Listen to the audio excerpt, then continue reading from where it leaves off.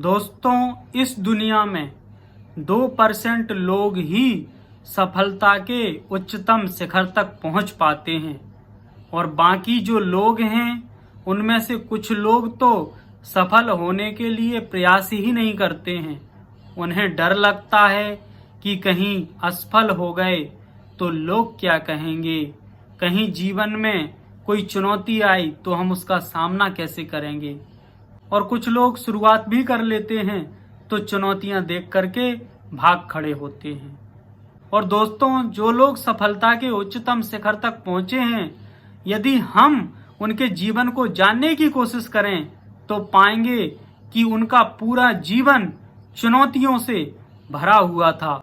चाहे हम Albert Einstein को ले लें, चाहे हम थॉमस एडिसन को ले लें, या हम आज के समय के बिल गेट्स को ले लें, एलन मस्क को ले लें, स्टीव जॉब्स को ले लें, इनके जीवन को देखें तो पूरा जीवन चुनौतियों से भरा हुआ है। इनके शुरुआत में हर कदम पर असफलता खड़ी हुई है और भारी असफलताओं के बाद में भारी चुनौतियों का सामना करके इन्होंने सफलता की बुलंदियों को छुआ।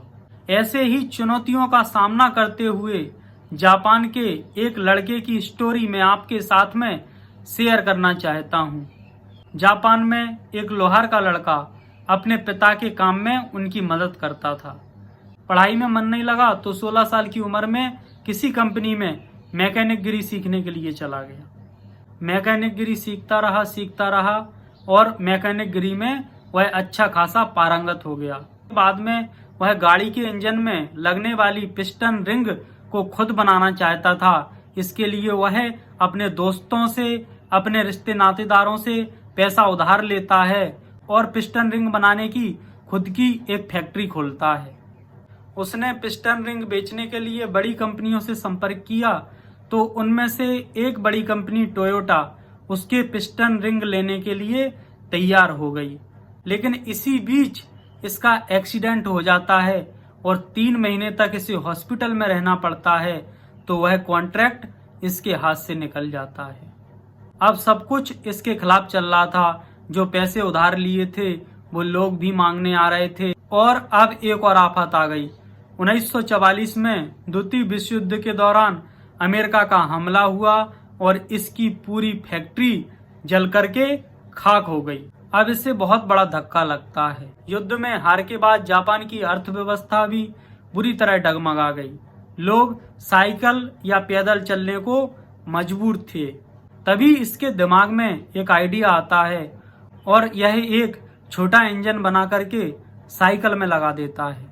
यह छोटा इंजन लगी साइकिल लोगों को बहुत पसंद आई और इसके पास में इसकी डिमांड्स आने लगी।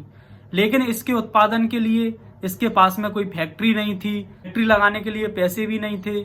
अब यह अपने हाथों से कई हजार लेटर्स लिखता है और बड़े बड़े कंपनियों के मालिक को वह लेटर भेजता है जिसमें यह इंजन लगी साइकिल के बनाने का आइडिया देता है और उनसे इन्वेस्ट करने के लिए कहता है, उनसे पार्टनरशिप करने के लिए कहता है।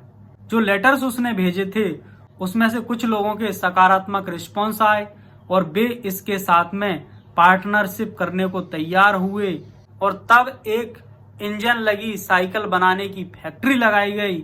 और दोस्तों, यह फैक्ट्री कोई और फैक्ट्री नहीं बल्कि होंडा मोटर्स थी। और दोस्तों, यह कहानी किसी और की नहीं, होंडा मोटर्स के संस्थापक सोइचिरो होंडा के जीवन की कहानी है, जिन्होंने बहुत सारी असफलताओं, चुनौतियों के बाद में सफलता के शिखर को छुआ।